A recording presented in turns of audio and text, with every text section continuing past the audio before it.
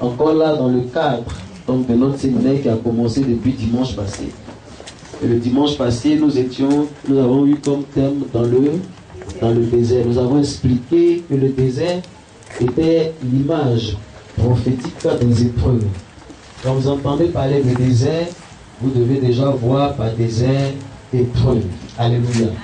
Et l'épreuve est une situation difficile, est une situation apparemment même difficile, que Dieu met au devant de ses enfants afin de les former, afin de les préparer. Nous avons fait le distinguo entre la tentation et puis les épreuves. Nous avons dit que Dieu ne tente pas. C'est le diable qui est le tentateur. Dieu ne tente pas, mais Dieu éprouve. Éprouver, c'est donc évaluer une chose. Évaluer une chose, c'est donc tester la chose afin de voir sa valeur. Et maintenant, quand Dieu éprouve son enfant, c'est afin de l'approuver. S'il ne t'a pas éprouvé, il ne peut pas t'approuver. Et il n'y a pas de général sans cicatrice. On n'est jamais premier par hasard. Et Dieu nous fait passer par la fournaise afin de nous épurer comme de l'or. Comme de l'or qui doit briller et scintiller pour la gloire de son nom. Alléluia. Amen, amen. Alors donc, le désert, c'est un endroit où Dieu nous met. C'est un temps. Le désert est une durée.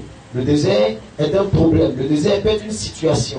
Il y a différentes catégories d'épreuves. Amen, amen.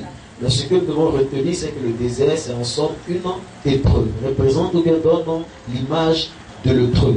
Amen, amen. Alléluia. Alléluia. Ton amen est faible. Alléluia. Nous allons lire rapidement dans Deutéronome chapitre 8, verset 1 à 8. Et puis notre texte de base de ce matin, 1 Corinthiens 10, verset 1 à 13. Quelqu'un va nous aider à lire Deutéronome chapitre 8, verset 1 à 8. Et puis le reste du peuple peut déjà préparer 1 Corinthiens 10, verset 1 à 13. Je fais la lecture. Vous respecterez, Deutéronome 8, verset 1, vous respecterez et mettrez en pratique tous les commandements que je vous prescris aujourd'hui, afin de vivre, de devenir nombreux et d'entrer en possession du pays que l'Éternel a juré de donner à vos pères. Souviens-toi de tout le chemin que l'Éternel, ton Dieu, t'a fait faire pendant ces 40 années dans le désert. Donc c'est Dieu qui t'a fait faire. Ok. Il voulait donc t'humilier. Dieu l'a fait parce qu'il voulait t'humilier et te mettre à l'épreuve pour connaître les dispositions de ton cœur et savoir si tu respecteras ou non ses commandements. Il t'a humilié, il t'a fait connaître la faim, il t'a nourri de la manne que tu ne connaissais pas et que tes ancêtres non plus n'avaient connu, afin de t'apprendre que l'homme ne vit pas seulement de pain, mais de toute parole qui sort de la bouche de l'Éternel. Pendant ces 40 années, ton vêtement ne s'est pas usé sur toi et ton pied n'a pas enflé. Reconnais dans ton cœur que l'Éternel, ton Dieu, t'éduque. Comment un homme éduque son enfant? Tu respecteras les commandements de l'Éternel, ton Dieu, pour marcher dans ses voies et pour le craindre. En effet, l'Éternel, ton Dieu, va te faire entrer dans un bon pays. C'est un pays de cours d'eau, de sources et de lacs qui jaillissent dans les vallées et dans les montagnes. Un pays de blé, d'orge, de vignes, de figuiers et de grenadiers. Un pays d'olives, un pays de miel. Alléluia. Amen, amen. Ce que nous pouvons déjà entendre et comprendre par ce passage, c'est que c'est Dieu lui-même qui a conduit son peuple dans le désert. C'est Dieu qui a conduit son peuple de la même manière que l'Esprit du Seigneur a conduit Jésus dans le désert. Dieu aussi a conduit son peuple dans le désert. Et dans Exode chapitre 13, la Bible nous dit que Dieu, quand Pharaon donc a laissé aller le peuple de Dieu, Dieu n'a pas voulu que son peuple passe par le chemin le plus court. Le chemin donc des Philistins, c'était le chemin le plus proche. Mais Dieu n'a pas voulu que son peuple passe par là. Pour la simple raison que Dieu avait une crainte. Dieu avait une crainte. La crainte de Dieu, c'était que Dieu ne voulait pas voir son peuple regretter l'Égypte et retourner en Égypte. Alléluia. Dieu savait que si son peuple voyait une telle difficulté, son peuple pourrait regretter l'Égypte et retourner en Égypte. Alors il a plu à Dieu de faire passer son peuple par le chemin le chemin le plus long, le chemin le plus long, le chemin le plus long, le chemin du désert, nous dit la Bible.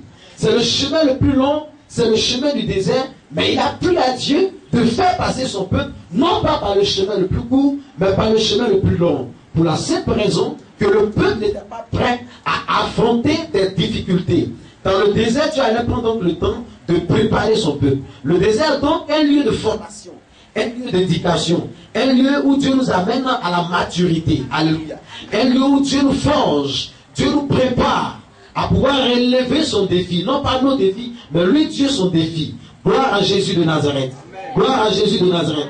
Alors pour ce faire, Dieu va humilier son peuple et Dieu va mettre son peuple dans la faim. On parle d'humiliation et on parle de faim. Et pour ceux qui étaient là le mercredi passé, nous avons dit que le désert, c'est l'école de Dieu. À l'école de Dieu, il y a deux matières principales. La première matière, c'est l'humiliation et la deuxième matière, c'est la faim. Donc Dieu permet que ses enfants rencontrent l'humiliation. Des hommes qui ne doivent pas en temps normal t'injurier, te parler, ils peuvent te parler en temps de désert. Parce que Dieu veut briser ton orgueil. C'est le lieu du dépouillement. La Bible déclare que Christ s'est humilié lui-même. Donc Dieu va t'humilier, Dieu va t'abaisser parce qu'il voudra te lever au-dessus de même qui t'ont humilié. Alléluia. Et la Bible dit que Dieu va utiliser également la faim. Nous entendons par faim un temps de manque, un temps où nous n'avons pas. Donc Dieu va prendre la faim afin d'amener son peuple non pas à compter sur lui-même en tant que peuple, mais à compter sur Dieu. Dieu étant la source de toutes choses, Dieu étant donc celui qui pourvoyait à tous leurs besoins. C'est pourquoi Jésus pouvait dire au diable qu'il est aussi dit que tu ne vas pas te nourrir de pain seulement, mais de toute parole qui sort de la bouche de l'Éternel. Donc Dieu engage son peuple à compter sur lui, à oublier les ressources naturelles et à viser maintenant les ressources surnaturelles. Vous savez, mes amis, ce que Dieu veut faire pour nous est tellement grand que nos ressources ne pourront jamais accomplir la vision du Seigneur. Alors Dieu va nous amener dans une situation afin que nous puissions dépendre et compter sur lui. Car la vision de Dieu est tellement grande qu'il n'y a que Dieu seul qui peut approvisionner sa vision. Tu ne vas pas dire amen. Si ta vision est terrestre, c'est que les moyens seront terrestres. Mais si ta vision, elle vient de l'Éternel, attends Dieu pour l'accomplissement, pour l'approvisionnement donc de la vision. Alléluia. Amen, amen. Amen, amen. Je dis amen, amen.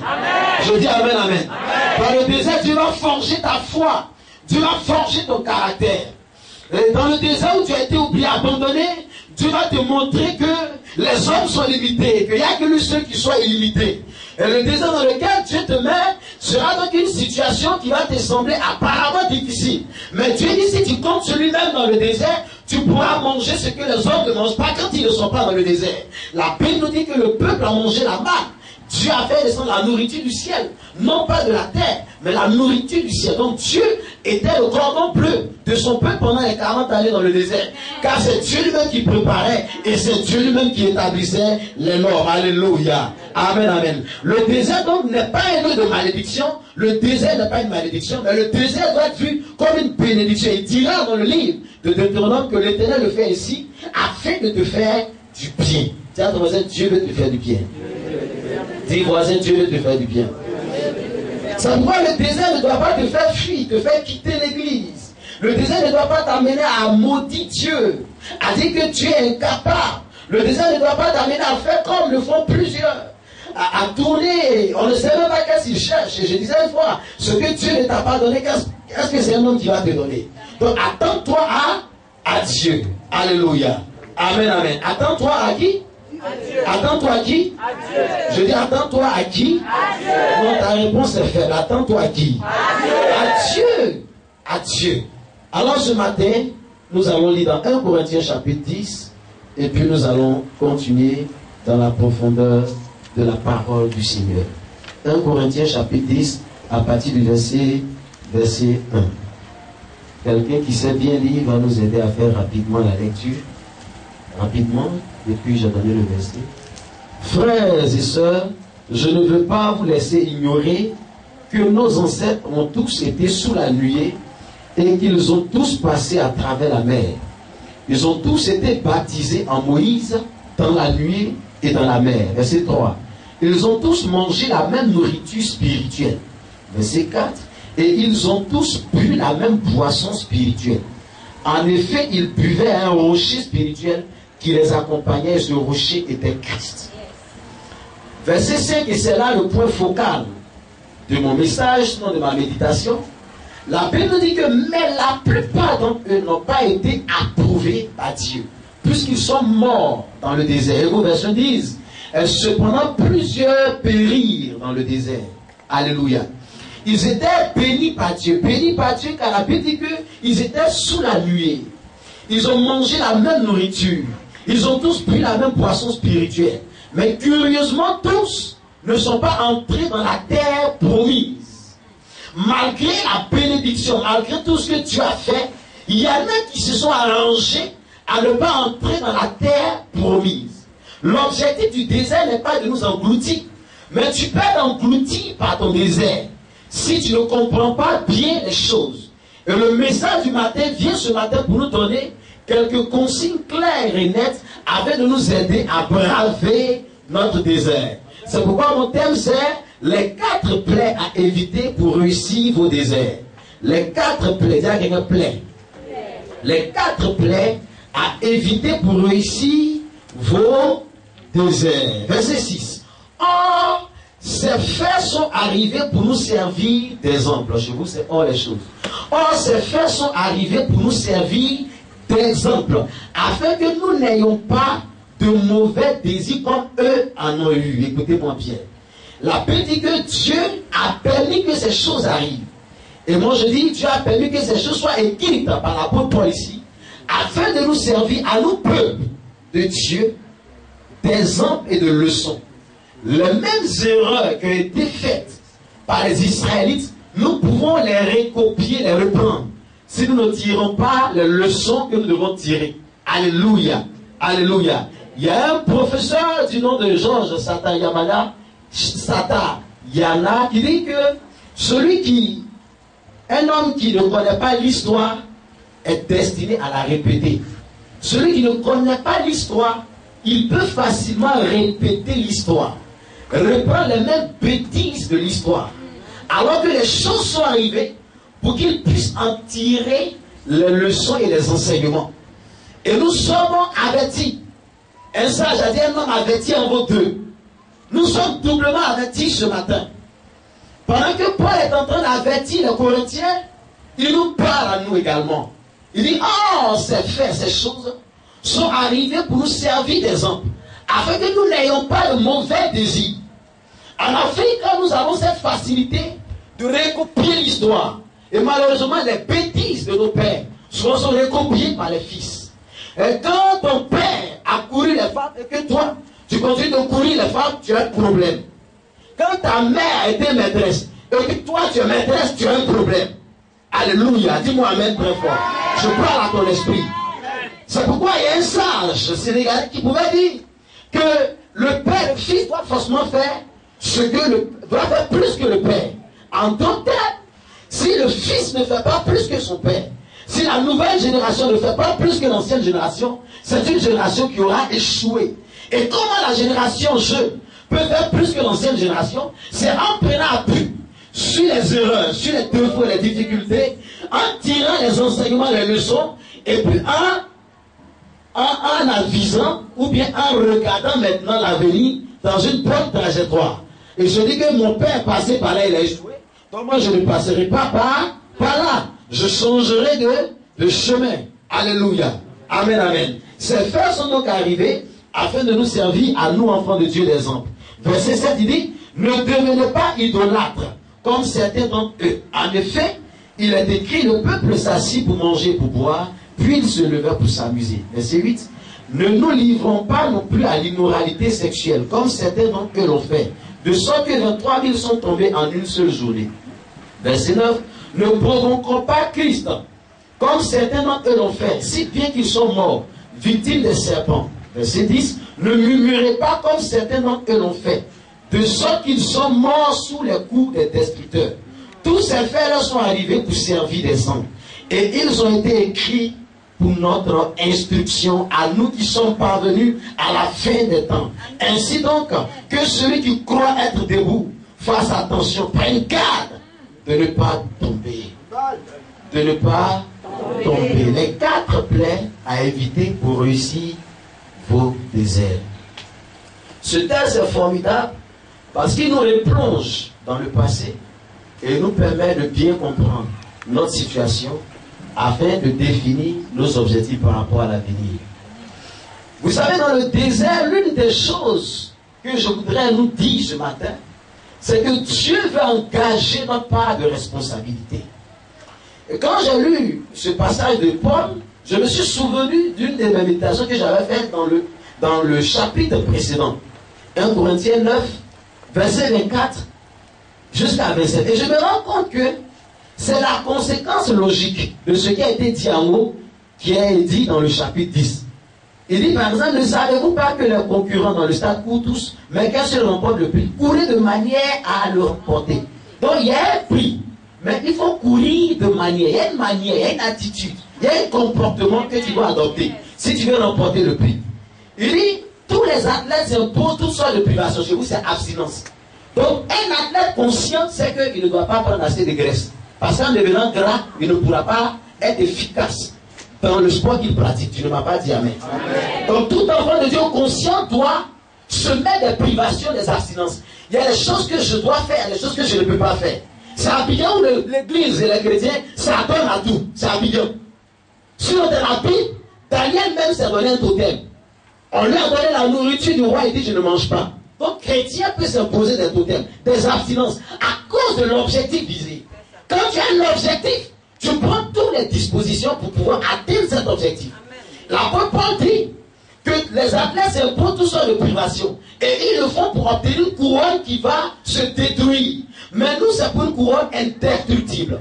Verset 26, il dit, moi donc, en tant qu'apôtre, je cours, mais pas comme à l'aventure. Il y en a qui ressemblent à des aventuriers. Un aventurier, c'est quelqu'un qui marche, mais il n'a pas de destination précise. Il dit, je cours non pas comme à l'aventure, je bosse, mais non pas comme pour battre l'air. Au contraire, je traite durement mon corps et je le discipline, de peur d'être moi-même disqualifié après avoir prêché aux autres.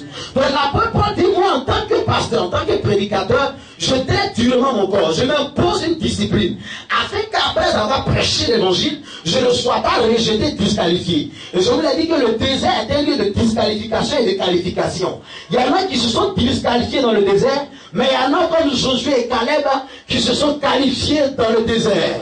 Et ils ont vu ce que les autres n'ont pas pu voir, ils ont compris ce que les autres ne peuvent pas comprendre. Alors ils ont eu de l'ascendance sur leur génération. Amen, amen. Dans le désert, Dieu qualifie, dans le désert, Dieu disqualifie. Nous devons nous imposer des privations. Le désert engage notre responsabilité. Le désert nous amène à comprendre que nous, les hommes, nous sommes finis et que Dieu est infini. Nous, les hommes, nous sommes limités et que Dieu est illimité. Dans le désert, tu dois t'asseoir pour réaliser que tu es incapable. Le désert que nous avons connu après la fermeture du campus jusqu'ici, le temps vide, près de 1 an et plus de 5 mois passés chez moi à la maison, nous avons fait culte. Mais ce désert m'a enseigné une leçon. Et curieusement, mes amis, c'est quand j'ai tiré la leçon que Dieu nous a donné d'arriver ici. C'était simple. Dieu voulait m'apprendre que nos capacités peuvent nous éloigner de lui. En réalité, si avant on avait au moins 10 millions dans notre compte bancaire, aujourd'hui je n'allais pas connaître Papa Yoro, je n'allais pas connaître Adélédé, parce qu'il y a longtemps on avait acheté un terrain quelque part et on serait là-bas. Or la volonté de Dieu c'est que nous soyons ici. Et si on avait de l'argent, comme on le fait, dès qu'on a l'argent, dès qu'on est malade, on s'en dans nos médecins. Parce qu'on croit que l'argent nous appartient. Mais l'argent appartient à Dieu. La première réaction n'est pas le médecin, c'est Dieu d'abord. Maintenant, Dieu peut passer par le médecin pour te guérir. Alléluia. Nos capacités peuvent nous éloigner de Dieu. C'est ce que Dieu m'a enseigné. Ça veut dire que même si demain on a des milliards en compte bancaire, on ne doit jamais oublier Dieu. On doit rester tranquille. Il y en a qui sont trop pressés parce qu'ils ont un peu d'argent. Mais ton argent peut finir, mais Dieu ne finit pas. Ton carburant peut finir, mais Dieu ne finit pas. C'est pourquoi attends que Dieu soit ton carburant, Dieu soit ton moteur, Dieu soit ta source pour te conduire dans l'accomplissement. Tu ne m'as pas dit amen. Quand j'ai compris ça, quelques jours après on est arrivé ici. Je me souviens d'un de mes amis pasteurs qui m'a dit, mais donc actuellement vous priez pour avoir lieu de prière. J'ai dit, je ne prie même pas pour avoir lieu de prière. Tout ça. Ce que Dieu veut faire, il n'a qu'à faire. J'avais des larmes pratiquement aux yeux. Mais chaque fois qu'on prie, il dit, je fais. Je suis avec vous. Et puis il n'envoie rien. Quand mon ami m'a demandé, je dis, on ne prie pas pour quelque chose. Ce que, si Dieu pense qu'ici c'est bon, il n'y a pas de souci. Où il va nous amener, c'est ça. C'est là que j'ai compris que j'étais vaincu. Et que la victoire allait venir maintenant. Alléluia. Amen. Le désert, Dieu veut te montrer tes limites. Tes limites. Dis voisin, tu as des limites. Dis voisin, tu as des limites. Dis Dis voisin, tu as des limites. Dans le désert, Dieu veut que tu aies une discipline, la discipline personnelle. C'est ça, on parlait de privation d'abstinence. La discipline personnelle, c'est vraiment important. Dans le désert, il faut viser ton objectif et puis penser à posséder ton objectif.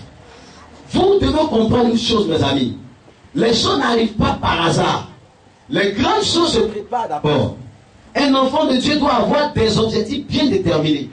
Viser ces objectifs et penser à les atteindre avec les moyens de Dieu. C'est ça la sagesse. Alléluia. Et donc le texte de ce matin nous révèle 4 éléments sur lesquels je voudrais m'appuyer pour enseigner le peuple de Dieu. D'abord dans le verset 6, l'apôtre Paul parle de l'histoire, mais il dit afin que nous n'ayons pas de mauvais désirs. Quand il dit nous, ça veut dire que lui-même l'apôtre il se met dedans. Ça veut dire que cette affaire est sérieuse, ou même l'apôtre Paul se met dedans. Le grand apôtre Paul se met dedans, c'est que c'est une affaire sérieuse. Et on doit la prendre au sérieux. Le verset 7, il dit, ne devenez pas idolâtres. Et c'est là ma première plaie. La première plaie, c'est l'idolâtrie. Ne devenez pas quoi? Je t'ai pas entendu. Ne devenez pas idolâtres. La première plaie, c'est la plaie de l'idolâtrie. L'idolâtrie. L'idolâtrie. L'idolâtrie. Dans l'idolâtrie, il y a le mot idole. Donc l'idolâtrie, c'est une louange au fait à un autre Dieu. L'idolâtrie, c'est une manière de vénérer quelqu'un d'autre comme Dieu. Alléluia. C'est ça l'idolâtrie. Et dans le passage, nous avons clairement l'indication biblique. Il dit, ne devenez pas idolâtres comme certains d'entre eux. En effet, il est écrit, le peuple s'assit pour manger, pour boire, puis ils se levèrent pour s'amuser. Quand vous regardez bien le passage, ça nous montre clairement ce qui s'est passé dans Exode chapitre 2. Quelqu'un va rapidement dans Exode chapitre 2, nous allons comprendre l'idolâtrie. Exode chapitre 2. Nous allons comprendre rapidement l'idolâtrie. Sois flexible. Exode 32. Oui. Oui, allons-y à Le partir peuple, de voyant que Moïse tardait, le peuple voyant que Moïse tardait, descendre de la montagne, oui, allons-y rapidement. s'assemblait autour d'Aaron et lui dit, Oui, allons, allons.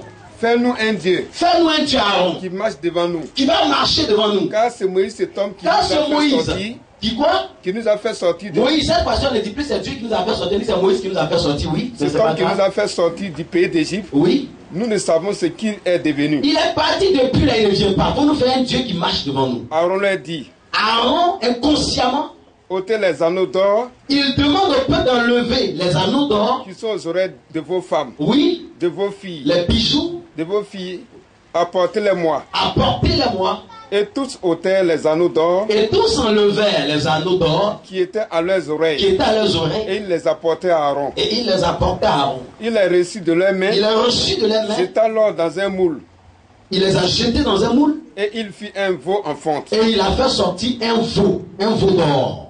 Et il dit, Et il dit, Israël, Israël, voici ton Dieu, voici ton Dieu qui est qui là t'a fait désormais, le veau sortir d'or. du pays d'Égypte. Oui, c'est lui qui vous a fait sortir du pays d'Égypte.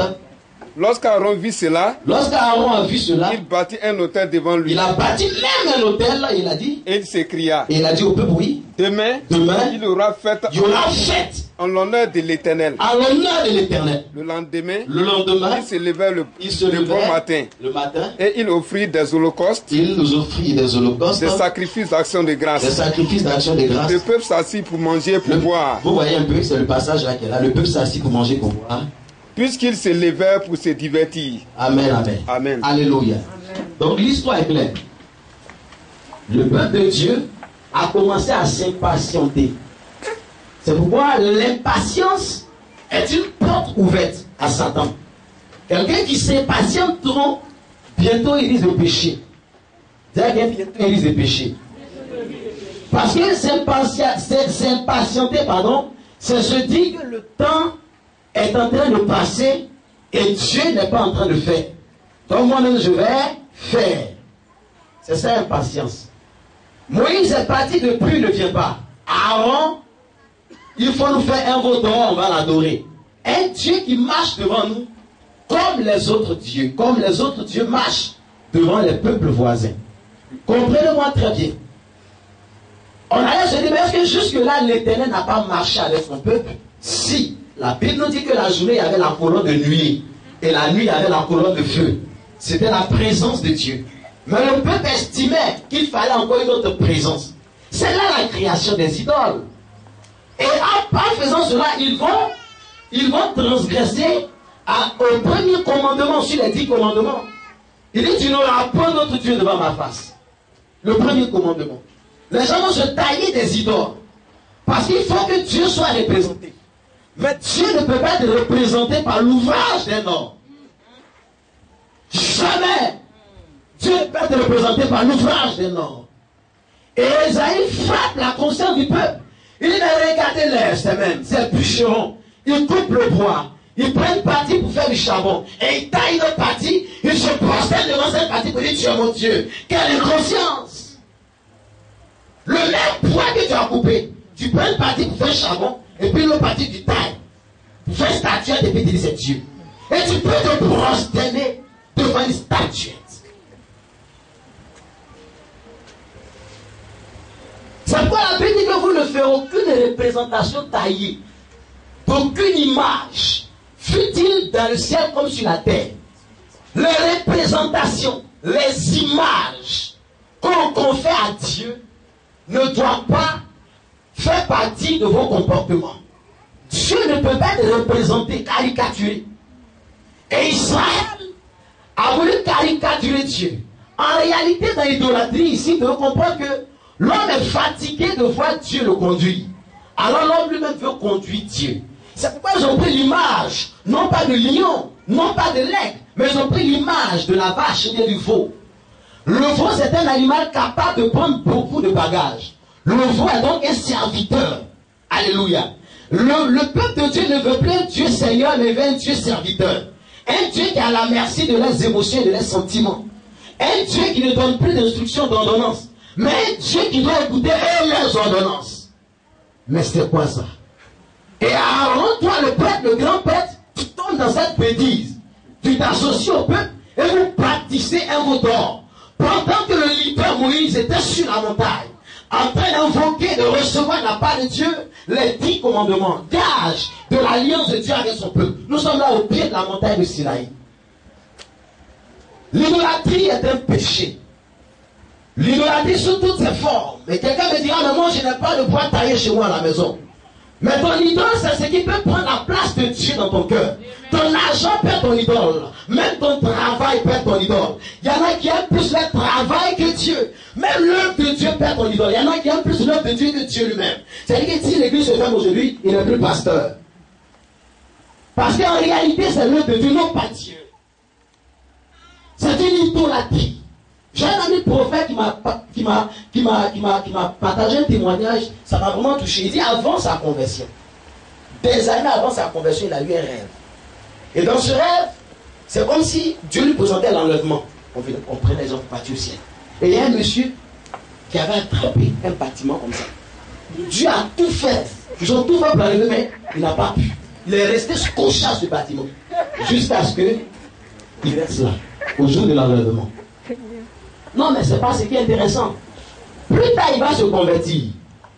Il va se retrouver dans une église. Et un jour, pendant le culte, je crois, le songe va revenir. Dès que le songe revient, il constate qu'il y a un responsable de l'église. C'était en fait lui qui l'avait vu dans le songe alors qu'il était païen. Et c'est un entrepreneur en bâtiment. Tellement il aime à faire des bâtiments. Il y a des dimanches, il ne vient pas à l'église à cause de contrat. Oh, il avait la capacité en tant qu'entrepreneur, tant que quelqu'un qui mène une activité libre ou bien libérale, de pouvoir décaler des rendez-vous. Mais il préfère mettre ses rendez-vous là où il doit rencontrer son Dieu. On a vu déclare que Dieu a travaillé pendant 6 jours.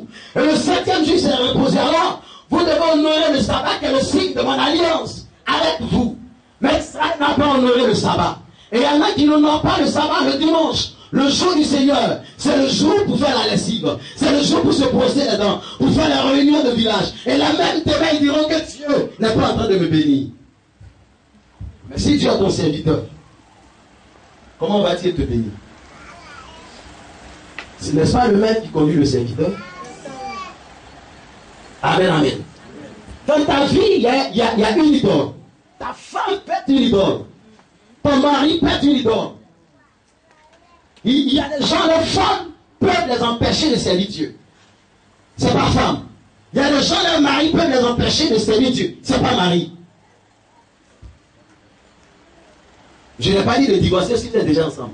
Je suis en train de parler, il faut bien l'écouter. Je parle à ceux qui n'ont pas encore choisi. C'est pourquoi la Bible nous dit, demande à Israël de ne pas s'attacher à d'autres femmes étrangères. Parce que s'attacher à ces femmes, c'est s'attacher au Dieu qu'elles adorent. L'idolâtrie. Ton idole, c'est quoi? Dans le désert, à un moment donné où l'homme commence à s'impatienter, à se dire que Dieu t'a, Dieu t'a, Dieu t'a, c'est tellement que la politique peut être le moyen pour mon succès. Et les gens se jettent dedans, on les tue après. Moi, je suis le seul Libanais qui ne va jamais se jeter dans ces conneries-là. Oui. Faut enregistrer. Oui. Jamais. Quand je vois que Christ est mort pour moi, au lieu de le servir, je vais me tuer pour un homme. Ça ne va pas dans ma tête. Je ne me tue pas pour lui, c'est pour un homme que je me tue. Les gens s'impatientent à cause de leurs intérêts sont en jeu. Ah, pasteur, je vieillis depuis là. Le mari ne vient pas. Moi, je vais prendre le monsieur là. Mais il faut le prendre. Tu as trop tardé. Prends-le depuis. Il faut le prendre. On t'a dit qu'aller à la mairie, ça veut dire qu'on est marié. Ou qu'avoir une femme ce soir, ça veut dire qu'on est marié. Non. On peut être marié et être célibataire. Être dans le tourment, être dans les difficultés. C'est vide dans ton foyer, ton cœur est vide. Tu viens avec un homme que tu n'aimes pas. Tu viens avec une femme que tu n'aimes pas. Et les concours de circonstances font que vous êtes retrouvés là. C'est vide, une relation vide. Ça ne peut pas produire quoi que ce soit. L'impatience a provoqué l'idolâtrie. Et dans le désert où Dieu veut qu'on dépende de lui, beaucoup se posent bien souvent des questions. Mais pourquoi Dieu t'a? Pourquoi Dieu ne fait pas? Mais ça trop tardé. Mais attends, l'église, attends. L'église, c'est pas un lieu où on vient pour avoir. C'est un lieu où on vient pour adorer. C'est un lieu où on vient pour adorer. Quand j'ai accepté Jésus, je viens pour adorer. Maintenant, si Dieu me donne ceci, c'est là que son nom soit béni. Mais je ne vais pas en faire une fixation. Une fixation. Alléluia. Amen. On prend maintenant d'adorer les bénédictions du Seigneur et de laisser le Seigneur qui bénit lui-même. Parce que je n'ai pas eu ceci, cela, j'en fais un problème. J'en fais un objet de dénigrement. Mais c'est que tu as un problème. Et Dieu permet souvent ce désert pour que tu puisses apprendre et tirer les leçons. À savoir que aucun autre Dieu n'est comparable à lui. Il dit, je cherche et je ne vois aucun autre comparable à moi. C'est moi qui ai fait le ciel et la terre, qui sont dans l'ouvrage de mes mains. C'est moi qui fais ceci, c'est moi qui fais cela. C'est pourquoi je le jure, je te bénirai. Or, il nous demande de ne pas jurer, il jure. Parce que tout lui appartient. Il fait du temps ce qu'il veut. Il arrange, il orchestre les événements comme il l'entend, comme il le veut. Parce qu'il est Dieu, alors il peut jurer. Alors il jure à Israël, je te bénirai. Parce que je suis Dieu. Tu n'as pas besoin d'un autre Dieu. Vous savez, Israël souvent a commis des bêtises quand même. Il y a des moments où ils pleurent et disent que Dieu les a abandonnés. Or, en réalité, c'est eux-mêmes qui ont abandonné Dieu. Ce sont des idolâtres. Et quand il parle à Jésus, il dit c'est un peu beaucoup raide. Sa tête est dure comme ça. Il y en a leur front, c'est dur. Même si on casse graine dessus, ça ne peut pas se passer. Tu as un beau prêcher, c'est zéro. Ils sont attachés à leurs idoles. Attachés quoi à leurs idoles. La télévision peut être l'idole. Le football, l'idole. Quelque chose qui a tendance à prendre la place de Dieu dans ton cœur. Quelque chose qui a tendance à t'empêcher de compter ou bien de servir Dieu est une idole. C'est une idolâtrie. Tu ne m'as pas dit amen. Amen. Et dans le désert, le peuple a fait ça. Et Dieu les a frappés sérieusement.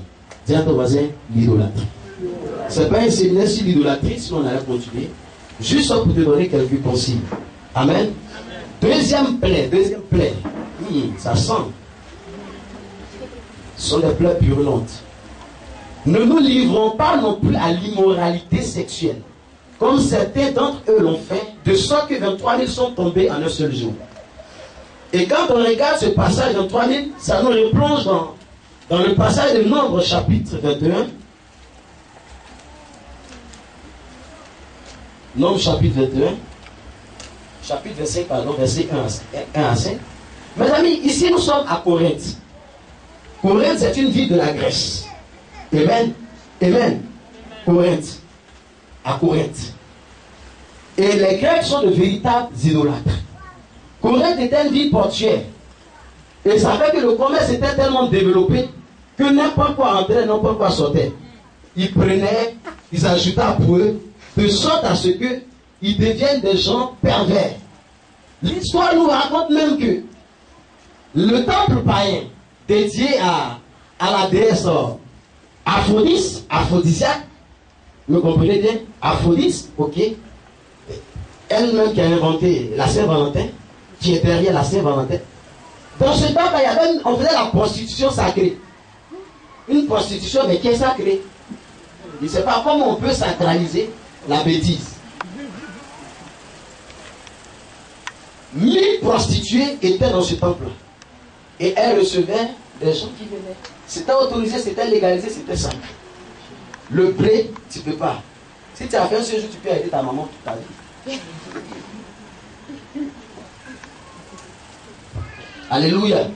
Les gens se livraient dans l'immoralité sexuelle. À Corinthe, sinon en Grèce, c'est quelque chose qui n'est pas extraordinaire.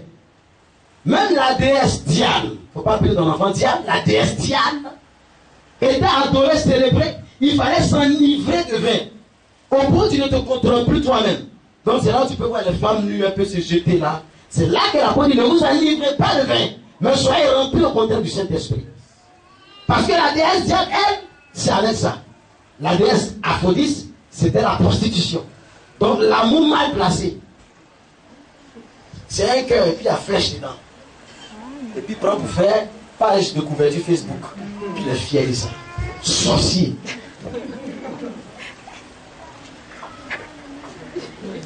L'immoralité sexuelle, c'est donc, quand on parle d'immoralité, c'est ce qui est contraire à la morale. Ce qui est contraire à la morale, c'est ce qui n'est pas dans les normes. Une relation sexuelle, mais en dehors des normes. Vous n'êtes pas mariés, mais vous êtes ensemble. C'est de l'immoralité sexuelle. L'impudicité, les orgies, la fornication, l'adultère. Toutes ces choses, on appelle ça immoralité sexuelle. Et l'apôtre Paul lui-même encore, il va le dire aux Corinthiens. Ne savez-vous pas que celui qui s'attache à une prostituée forme une seule chair avec elle? Or, vos corps sont le temple du Saint-Esprit. Du Saint-Esprit. N'utilisez pas donc ce corps pour des choses qui ne glorifient pas Dieu. Le peuple d'Israël, dans Nombre chapitre 25, quelqu'un me fait la lecture rapidement? Oui. 25, je l'ai dit. Israël, oui, Israël à Sittim, oui. Et le peuple commença à se livrer à la débauche avec les filles de Moab. Le peuple a commencé à se livrer à la débauche, à l'immoralité sexuelle avec les filles de Moab. Elle invitait le peuple au sacrifice de leur Dieu. Au sacrifice de leur Dieu. Et le peuple mangea et se prosterna devant leur Dieu. Amen. Voilà pourquoi Dieu ne veut pas d'une relation qui ne le glorifie pas. Pour la simple raison que il a l'expérience. Quand Israël s'est attaché aux filles de Moab, les Moabites étaient un peuple étranger. Un peuple, comment on appelle ça, idolâtre. Dieu ne voulait pas de relation. Mais parce qu'Israël a campé un peu, en même temps ils ont changé d'habit. Ils ont oublié que leur destination c'est Canaan et que le désert est son de passage. Il y en a qui pensent que le copain qu'ils ont réuni là, c'est lui qui va faire quoi? C'est lui qui va te faire quoi? Mais si il n'y avait pas ça, qui va payer mes études? Qui va payer mes avis? Tu te limites à un homme. Tu te limites à un homme. Et tu te maintiens dans ça, tu trouves des pasteurs pour t'encourager à cela. Et quand on parle, vous vous fâchez. Mais il faut te fâcher si c'est la vérité. Amen. Tu oublies que ta destinée est glorieuse. Qu'il y a de grandes choses que Dieu te promet. Mais pour que ces choses puissent s'accomplir, le désert doit arriver sur ton chemin. Non pas pour te faire du mal, mais pour te faire du bien. Et on ne rentre pas dans la bénédiction de Dieu tant que Dieu ne nous a pas préparés. Avant d'être roi, David a été aussi esclave, il a été aussi serviteur. On ne devient pas Seigneur si on n'est pas au départ serviteur. C'est pas Christ lui-même, il s'est humilié en devenant notre serviteur, car le Fils de l'homme n'est pas venu pour se servir, mais pour servir. Et servir de rançon à plusieurs personnes. C'est pourquoi si Dieu a souverainement élevé, il n'y a pas d'élévation sans crucifixion. Il n'y a pas de résurrection sans crucifixion. Pour que tu sois élevé, il faut que tu sois crucifié. La crucifixion, c'est le dépouillement, c'est le brisement. Il faut que Dieu te brise. Il faut que Dieu enlève ton caractère que tu as. Et c'est dans le désert qu'il va le faire. Maintenant, toi, tu ne veux plus le désert, tu veux raccourci. Oh, Dieu n'est pas dans le raccourci. Exode chapitre 13, Dieu n'a pas conduit son peuple par le chemin le plus proche, mais par le chemin le plus long. Donc le raccourci n'est pas de Dieu. En fait, c'est celui qui veut raccourcir sa destinée qui prend le raccourci. Parce que Dieu ne sera jamais avec lui dans les raccourcis. Dis-moi amen. Israël a commencé à s'attacher à des filles de Moab. Il disait qu'ils ont commencé à brûler. Il me dit, les médecins disent que si on reste longtemps comme ça, sans faire l'amour, on reste ici. Et ceux qui ont fait longtemps l'amour là, et qui ont ça, on dit quoi? Des conneries comme ça, moi on ne me dit pas ça encore. On ne me dit pas ça, non. Moi quand je vais à l'hôpital, le médecin ne prescrit pas. Ce n'est pas ordonnance qu'il me donne, c'est proposition. Il prend, il achète ce que je vais acheter. Il achète ce que j'ai. On ne m'impose rien. Mais après ça, maintenant, Dieu même me donne médicaments en songe. Quand je suis malade, il fait songe, il y a un médicament. C'est mieux aussi. Au lieu que quelqu'un t'attende sur ton corps, il dit ordonnance. Tu as un bouton là, ordonnance. Rien, c'est ordonnance. C'est une entreprise. Alléluia. L'immoralité sexuelle, la débauche, la fornication, l'impudicité, l'adultère, toutes ces choses qui ne sont pas dans la voie du Seigneur, on appelle ça immoralité sexuelle. C'est un raccourci que tu as pris. Maintenant, il y a des gens qui, eux, ne savaient pas ça. Donc, ils n'étaient pas chrétiens. Et puis, ils ont connu ça. Mais il y en a, ils sont chrétiens, et puis ils font ça. C'est d'eux que la Bible parle. Parce qu'ici, il s'agit d'Israël, le peuple de Dieu. Mais on ne parle pas de quelqu'un qui ne savait pas, qui a eu par exemple son mari ou bien sa femme dans le monde ou dans le pays. Non, ça ne concerne pas, ça concerne nous les chrétiens. C'est pour un séminaire d'affermissement. C'est pour nous affermir. Ils sont dans la maison de Dieu sous prétexte que ça tarde, sous prétexte qu'ils brûlent, ils prennent des raccourcis. Ils empruntent des voies détournées, qui ne sont pas les voies du Seigneur. Et demain, vous ne voyez pas Dieu vous bénir. Et vous en prenez encore à Dieu. Dieu est juste dans sa bénédiction, mais il est aussi juste dans les châtiments. Chaque fois que quelqu'un fait mal, Dieu peut le frapper, comme Dieu peut user de miséricorde. Mais la Bible dit qu'il est lent à la colère. Ça veut dire qu'il tombe en colère, mais c'est lent. Donc quand tu fais trop, un jour sa colère va éclater, va s'enflammer. Et Dieu va te frapper. C'est ainsi qu'il a frappé Israël. Parce qu'il les a plusieurs fois avertis. Mais ils n'ont pas compris. Et ce jour-là, près de 23 000 personnes, je crois, sont mortes. La même journée. À cause de l'immoralité sexuelle. C'était une abomination. Ça nous replonge dans l'histoire d'Ophni et de Phiné. Les deux filles du sacrificateur Élie. Les papas étaient prêtres. Et puis eux-mêmes étaient des prêtres adjoints, prêtres assistants. Quand on fait les offrandes, les sacrifices, non seulement ils prennent ça, ils en font ce qu'ils veulent, et puis ils couchent avec les femmes à l'entrée du temple. Il y a un pasteur qui m'a donné le témoignage d'un de ces évangélistes qui, dans l'église, faisait l'amour à sa fiancée. Dans l'église. Maintenant, quand un voleur vient voler, on dit non, les gens n'ont plus peur de Dieu. Est-ce que nous, on a peur de Dieu? Est-ce que nous, on a peur de Dieu? Les gens se foutent de l'église aujourd'hui parce que nous-mêmes, en tant que leader, en tant que pasteur, on se fout aussi de Dieu. Si tu prends Dieu au sérieux, on le prend au sérieux. Non, comment? Moi, dans ma famille, on prend mon Dieu au sérieux. Je n'ai pas dit de l'aimer, mais de toute façon, moi, je m'attache là. Il me dit attache. Tu es obligé. Tu es obligé, tu ne peux pas m'amener. L'immoralité sexuelle est une démission totale à l'objectif que Dieu nous a prescrit. L'héritage c'est Canaan, ce n'est pas le désert. Dans le désert, il n'y a pas de mariage là-bas. Le désert même, merci Seigneur, est aussi l'expression de l'expérience de notre fiançailles avec Dieu. Vous savez, la vie chrétienne est un mariage avec Dieu. Il n'y a pas de mariage sans fiançailles. On est d'accord? Il n'y a pas de mariage sans fiançailles. Même si certains ont brusqué les étapes. Mais il n'y a pas de mariage sans fiancé, en principe. Alléluia. C'est pourquoi Joseph était fiancé à Marie. Alléluia. Et Israël était fiancé à Dieu. Et le désert était un temps où ils allaient s'éprouver, s'étudier, pour savoir si Israël peut, si Dieu aussi peut. Les fiançailles sont vraiment importantes pour le mariage, parce que c'est là où on s'étudie. C'est pas là où on va dans les supermarchés et on ne sort pas. Non, on s'étudie. On prie pour soi, on demande à Dieu les faiblesses, les défauts de ma fiancée. C'est pas le temps où on se parle dans le budget pour dire c'est la fiancée. Non, non, non. Non, non, c'est pas ça. C'est la préparation au mariage. Parce que les choses grandes se préparent. Il y a que les choses futiles qu'on improvise. Mais tout ce qui est grand naît d'abord de la préparation. David a été préparé, Jésus a été préparé pendant 30 ans pour un ministère de 3 ans seulement. La préparation est incontournable. Il faut que Dieu te prépare. Il faut que Dieu te forge. Il faut que le divin potier te prépare. Parce que tu as une destinée glorieuse, Dieu doit te préparer. L'immoralité sexuelle n'est pas de Dieu. Et Dieu ne peut pas la cautionner. C'est une démission totale à la volonté de Dieu. Alors Dieu qui te dit ce matin que si tu es dans cette situation, au lieu de te fâcher, il faut te repentir. Demande pardon. Parce que si tu te fâches, ça ne peut pas aller quelque part.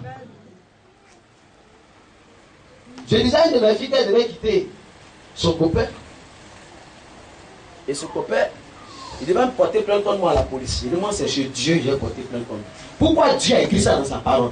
Il va nous dire ça. Comme dit la vérité de Dieu, c'est maintenant un blasphème. Plutôt que de chercher à se conformer à la parole de Dieu, on veut que la parole de Dieu se conforme à nous. C'est pourquoi la petite dans Timothée que les hommes, à la fin des temps, ils vont se donner une foule de docteurs par la démonstration d'entendre des choses agréables à leurs oreilles. Oui, il faut bien faire ça, c'est pas grave. Oui, ma fille, c'est vrai. Mais le copain, il peut attendre, la femme, elle a dit, voilà. C'est ça, c'est quand elle a dit, sorcier. C'est un sorcier qui peut faire ça. Tu vois la vérité et tu aides la personne dans le faux. C'est un sorcier qui peut faire ça. Même s'il n'est pas sur les sorciers. Alléluia. Toute relation en dehors des normes bibliques, contraire à la morale. Et il y a même un historien du nom d'Aristophane qui a créé le terme corinthialisé. Corinthialisé, c'est se livrer à la débauche. Pourquoi? Parce que nous sommes à Corinthe. C'est grave la perversion sexuelle. C'est grave. Le pouvoir est petit. C'est un millième même. Là-bas, c'est grave. Amen, amen. Amen, amen. Amen, amen. Je dis amen, amen. L'immoralité sexuelle. Ok, rapidement. Troisième plaie. Quelqu'un me dit la troisième plaie rapidement. Verset 9. Verset 9. Verset 9. Ne tentons point le Seigneur, oui. Comme le tentèrent quelques-uns d'eux. Comme quelques-uns d'eux l'ont tenté. Qui périt par les serpents. Qui périt par les serpents brûlants. Et j'ai pris cette version, Louis II 21, parce qu'elle rend la pensée plus claire. Qui dit, ne provoquons pas le Christ. La troisième place, c'est la provocation. Tenter Dieu, c'est provoquer Dieu. Tenter Dieu, en fait, c'est éprouver Dieu. Donc, ce n'est pas nous qu'on éprouve, c'est nous, mais on veut éprouver Dieu. On veut voir si Dieu va faire quelque chose. Donc, il va à l'hôtel avec la fille du voisin. Et puis, il pense que Dieu doit le protéger dans l'hôtel. Est-ce que tu es fait? Même si tu es fait, il y a un manque qui a dit fait quand même.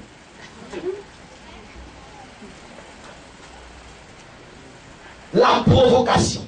Il s'agit ici de tenter Dieu. Essayer pour voir la réaction de Dieu. Pour voir si tu es capable.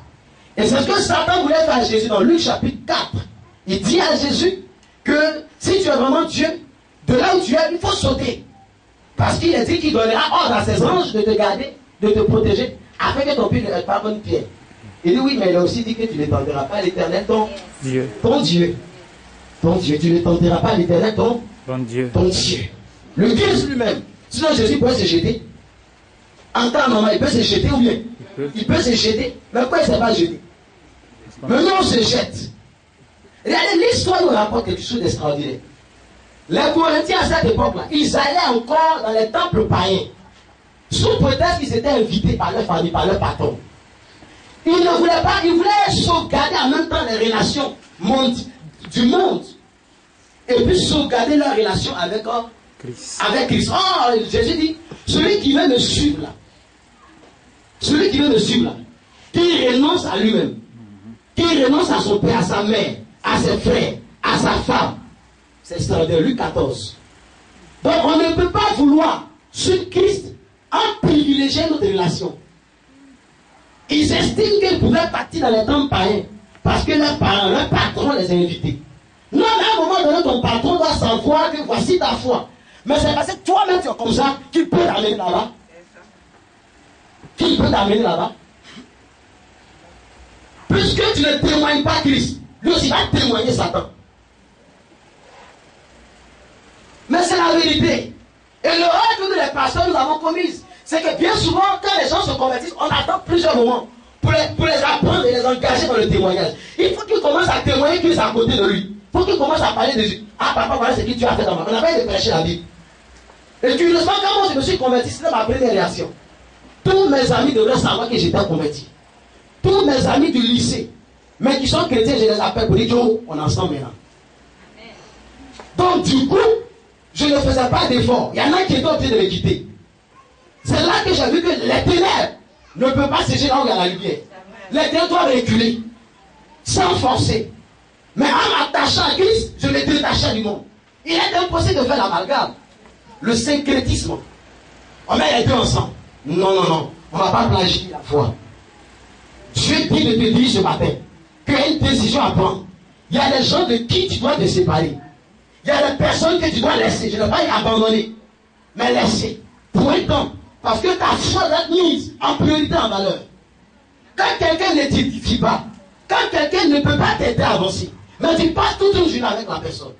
Mais si c'est un collègue de travail, dans le cadre du travail, ok, on comprend. Mais en dehors du travail, on ne peut pas être ensemble. On va se dire quoi? Qu'est-ce qu'on peut se dire? Si ce n'est pas à cause de ce qu'il pleut, on ne peut pas sur le même toit. J'ai trop de chats à fouetter. L'évangélisation, l'église, les frères et soeurs que je n'ai pas visités. Moi-même, mes parents, pour passer toute une journée à parler d'inertie, de tout ce qui est intéressant et sérieux. M'asseoir de midi à 14h, parler de politique, raconter ma vie. J'ai mieux que ça à faire. Attends, le temps est trop court pour perdre le temps. La provocation. Ils ont voulu prouver Dieu. Dans notre chapitre 21, c'est là ils ont fait ça. Allons-y, notre chapitre 21. Bon, je vais raconter, c'est tellement long. La Bible nous dit que le peuple de Dieu va se révolter contre Moïse et contre Aaron. Ils m'ont dit, pourquoi vous-même vous pensez que c'est vous ceux que Dieu a établis ici? Nous aussi, là, Dieu nous a établis, nous sommes les Lévites. Toi, Moïse, tu veux dire quoi? Et la Bible dit que Moïse les a convoqués. Mais Corée, Dotam et Abiram et la suite des rebelles, ils n'ont pas accepté la convocation de Moïse. Ils ont pris 250 chefs du peuple avec eux. Moïse était dans la minorité, mais dans la vérité. Et ils avaient la majorité, mais ils étaient dans le faux. Majorité, mais dans le faux. Minorité, mais dans le vrai. C'est possible. Dis avec moi, c'est possible. Alors ils vont s'asseoir, ils vont comploter contre Moïse et contre Aaron. Alors Moïse était découragé pour dire, mais pourquoi le peuple peut se comporter comme ça? Quand Moïse nous a fait sortir dans un pays où coule le lait et le miel. C'est aujourd'hui ils vont dire à Moïse qu'Égypte là, le lait et le miel coulent là-bas. Pourtant la Bible dit que Dieu dit, j'ai entendu les pleurs, j'ai entendu les cris de mes enfants. Ils criaient là-bas, c'était dur. Mais une fois dans le désert, comment ça dit à Moïse? Là-bas là, c'était mieux. Là-bas là, c'était mieux. Papa, en tout cas, moi, je ne comprends pas. Avant qu'elle était pareille, là, c'était mieux. Ça allait. Mais au début, c'est que tu ne comprends pas. Ah bon? Ah bon? Avant, là, tu avais l'argent. Tu prends l'argent du gars, là. Tu t'es obligé de rester avec plus forcé. Même si sans mauvais, tu l'assises, là. Mais aujourd'hui, quand tu es seul, célibataire, sanctifié, bien sûr, tu dis oui, papa, vraiment, moi, ça t'a trop. Avant, là, même, là, c'était mieux, on m'appelait un peu. Pourquoi tout le monde n'a qu'à t'appeler? Il faut attendre ton époux, bien ton épouse. Alléluia. Amen. Ils ont commencé à se révolter contre Dieu. Alors, mon Dieu dit à Moïse, ce n'est pas contre Aaron qui se révolte, mais c'est contre moi. Parce que qui est Aaron pour qui se révolte? Et ce jour-là, Dieu va les frapper sérieusement. La terre va ouvrir sa bouche et va les avaler. eux, leurs femmes et leurs enfants, c'est là que Dieu aussi, Dieu est mauvais. Dieu est mauvais. Parce qu'aujourd'hui, ça ne peut pas se faire. Ça peut encore se faire. Il ouvre la terre et il envoie les rebelles. Toute une génération même est partie. À cause de quoi? La provocation. Aujourd'hui, ils vont dire à Dieu que eux, là, en Égypte, ils étaient à l'aise. Pourtant, pas que hier, ils demandaient à Dieu la viande. De l'eau, il a donné l'eau. Dieu même dit, vos vêtements ne se sont pas usés. Mais rien ne le rappelle encore. Tu as pris soin de ton peuple pendant 40 ans. Leurs vêtements ne se sont point usés. Mais aujourd'hui, là, ils sont tellement contents que maintenant, c'est sur Moïse soit. Mais Moïse a fait quoi? C'est Dieu qui l'a établi. Apprenez-vous à Dieu. C'est là le mystère où Dieu frappe sérieusement quand on s'attaque à ses serviteurs. Parce qu'en fait, dès que tu attaques un serviteur de Dieu, Dieu t'attaque. Pour la simple raison que tout état conscient protège ton ambassade. Donc en réalité, en attaquant mon ambassade, ce n'est pas mon ambassade que tu vises, mais tu vises ma notoriété. Tu veux fouetter mon orgueil. C'est pourquoi on n'attaque pas l'ambassade des États-Unis comme ça. Toi-même, tu sais. Quand tu as couru ici, là, tu attaques et toi-même, tu sais. Toi-même, tu sais. Donc, dès que tu attaques un serviteur de Dieu, l'église digne de Dieu, le chef-rang, les uns sont en mission. Pourquoi? Parce que Dieu sent sa dignité engagée. Son représentant a été touché, c'est comme si lui-même a été touché. Donc, il est mieux de s'en prendre à Dieu. C'est pourquoi on arrive au murmure. 4e et dernier, plein de murmures. J'arrive au murmure en même temps. Il faut comprendre par murmure l'attitude d'une personne qui se plaint. Donc les plaintes, je mets murmure et plainte. Les plaintes sont l'expression d'un murmure. Murmure, ça est dans le cœur. Mais dès que ça sort, ça devient plainte. On peut déposer ça chez l'officier de police. C'est plainte. Je ne veux pas plainte. Alléluia. Les murmures. Cette fois-ci, on a laissé les provocations. Mais ils ont commencé encore à murmurer, à se plaindre. À se plaindre. Dans le chapitre 16, verset 41, pour dire ça après, a commencé à se plaindre. Ils se plaignent de quoi exactement? De rien d'essentiel. Regardez quelqu'un qui murmure, vous savez à qui il ressemble? À qui il ressemble? À un sorcier. Vous allez voir que généralement le sorcier, la nuit, c'est là il travaille. Il est là, il médite. Un cola dans sa bouche. C'est ça. On ne sait pas ce qu'il dit. Mais c'est dans son cœur. Mon frère, tu dis quoi? Quand ça dit sorcier, tu dis quoi? Ton projet là, ça ne peut pas marquer. Quelqu'un qui murmure, il veut dire en fait que, comme Dieu ne peut pas, je vais lui donner des conseils. Dieu n'est pas suffisamment intelligent, il faut que je lui donne des conseils. Seigneur, toi-même depuis là, tu ne vois pas que ça va. Depuis, Seigneur, toi-même. Toi-même depuis là, tu ne vois pas. Seigneur, toi-même. Seigneur. C'est là où on dit d'autres parlent portugnol. Quoi portugnol? Portugnol, c'est une langue qui s'est créée à la frontière du Brésil et de l'Argentine. Les Argentins parlent espagnol, les Brésiliens parlent portugais. Donc à la frontière, il y a une langue qui s'est créée, qui est un mixage d'espagnol et de portugais. On appelle ça portugnol. Il y a des chrétiens, quand ils les regardent parler, ils te demandent maintenant s'ils viennent de là-bas. La louange n'est plus dans leur bouche. Ils ne peuvent plus bénir Dieu dans les difficultés. Et s'ils sont en bas, il y a eu un embouteillage, ils prennent le contrôle. Pourquoi parler dans ce pays-là? Ça, c'est un chrétien qui a un problème dans le désert, il faut l'aider. On doit soigner sa plaie. Souvent même Dieu permet l'embouteillage pour t'enseigner la patience. Et c'est là où devant tu te rends compte qu'il y a eu un accident.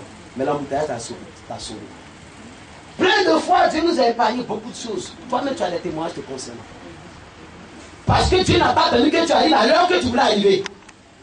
Les choses ne sont pas arrivées. Mais ne t'ont pas eu. Arrête de parler portugnol. Au lieu de murmurer, au lieu de te plaindre, bénis le Seigneur.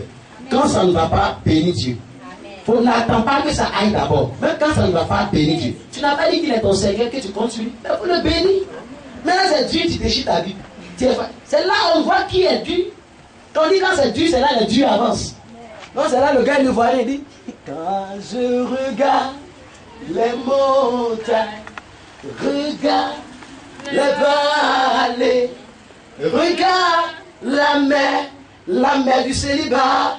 Oh Seigneur, tu es Dieu. Attends la nuit, je suis seul. C'est là, on voit qui est qui.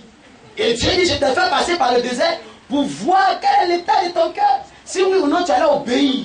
Mais au lieu de pas, tu murmures. Et puis, il y en a qui sont dans l'église qui murmurent trop.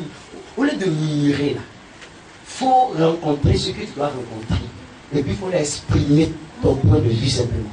Ben, en murmurant, tu te tues. Je disais à quelqu'un, il allume la télé. Quand il voit le monsieur là, il commence à parler. Il dit, mon frère, tu vas mourir. Hein. Il sait là, tu es cadeau, c'est parti pour 10 ans comme ça.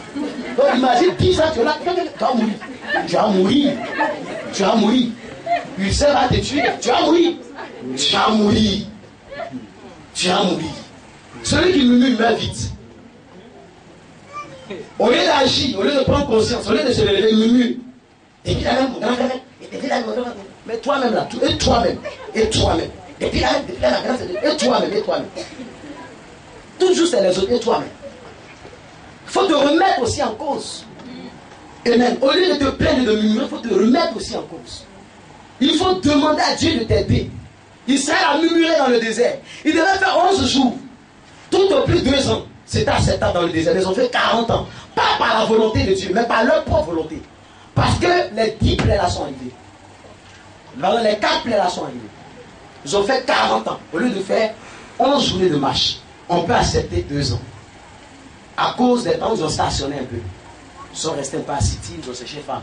Dieu leur donne le temps de se reposer, de réfléchir, et puis ils cherchent femme. Il y a des gens comme ça. Dès que c'est les vacances, ils quittent Abidjan, il n'est plus chrétien, il n'y a pas même vu là-bas. Il se jette maintenant dans n'importe quoi. Lui, sa foi est géographique. Géographique.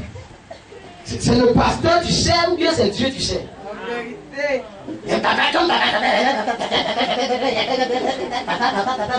On t'a dit que ton papa est l'omniscient et l'omnipotent. Au lieu de servir, il faut servir Dieu. Sinon, le désert, là, tu vas rester dedans. Tu vas rester dans le désert. Il faut dire ça, tu vas rester dans le désert. Ce qui a fait que le peuple d'Israël a péri dans le désert, c'est donc ces 4 plaies, mes amis. Je t'ai enseigné ce matin, ou du moins Dieu nous a parlé ce matin, afin que nous puissions faire attention. Alléluia. Le mercredi, nous allons revenir sur la question avec beaucoup plus d'explications et nous allons prendre vos questions. Mais ce matin, voici les 4 plaies. Et je prie que le Saint-Esprit, parce que tu as pris les résolutions dans ton cœur, que l'Esprit vienne s'asseoir sur cette et te donne d'accomplir la volonté de Dieu. Au nom puissant de Jésus-Christ de Nazareth. Je prie que dans tes faiblesses, Dieu te fasse sortir. Parce que tu veux, mais tu n'y arrives pas. Sa force vient sur toi pour te donner la capacité de l'honorer. Il dit que celui qui pêche, pêche davantage. Mais que celui qui veut se sanctifie davantage. C'est vraiment une décision. Si tu veux, l'Esprit du Seigneur viendra t'aider. Et ma prière ce matin, c'est que le Saint-Esprit te donne la force et la capacité de te lever, non pas de t'asseoir dans ton péché, mais de te lever pour dire non, assez, c'est assez. Je ne suis pas fait pour un Covid. Je ne suis pas fait pour un copain. Je suis un époux, je suis l'épouse. Je suis toujours resté dans ce désert ou bien dans cette plaie. Il faut que je sorte maintenant pour entrer dans ma destinée. Je veux te dire ce matin, il y a quelque chose de merveilleux pour toi. Mais avant que les choses n'arrivent, il est en train de te préparer. Ne trouve pas sur une occasion de chute, ma soeur, mon frère. Ressaisis-toi, relève-toi et demande à Dieu de t'aider. Dis-lui, Seigneur, désormais, même si c'est dur, je te servirai. Même si ça ne va pas, je ne vais pas me décourager. Regarde un peu ta vie, fais un peu le film de ta vie. Il y a des fois où tu n'avais rien. Tu t'es même abandonné, Dieu a fait, Dieu t'a gardé. Mais aujourd'hui, tu veux faire croire que si un tel n'a pas fait ceci, tu ne peux pas. Tu as oublié hier. On a pu dire que ce qu'il a fait hier, il peut encore le faire aujourd'hui et définitivement il le fera. Parce qu'il est Dieu, il dépasse les âges et les époques. Il te dit, souviens-toi de sa fidélité.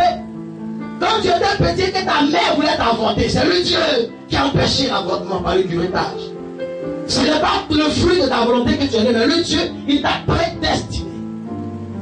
Pense un peu aux événements de ta vie, aux étapes de ta vie, comment Dieu s'est manifesté. Il a démontré sa gloire. C'était prévu que tu meurs. C'était prévu que tu ne travailles pas. Que tu n'es pas ceci, que tu n'es pas cela. C'était prévu que tu n'ailles pas à l'école, mais une autre personne, hors de ta famille, a été suscitée par Dieu pour t'aider. Souviens-toi de l'Éternel ton Dieu et ne l'oublie pas si facilement. À cause du soleil, même s'il fait chaud dans le désert, c'est pas grave. On va se tenir debout. Et on va venir.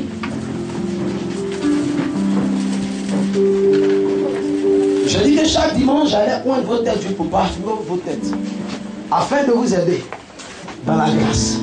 Alléluia. Prends une offrande, si tu as une offrande, il faut la prendre, il ne faut pas désobéir. C'est important. Si tu n'as pas, tu viens. Si tu as, tu fais.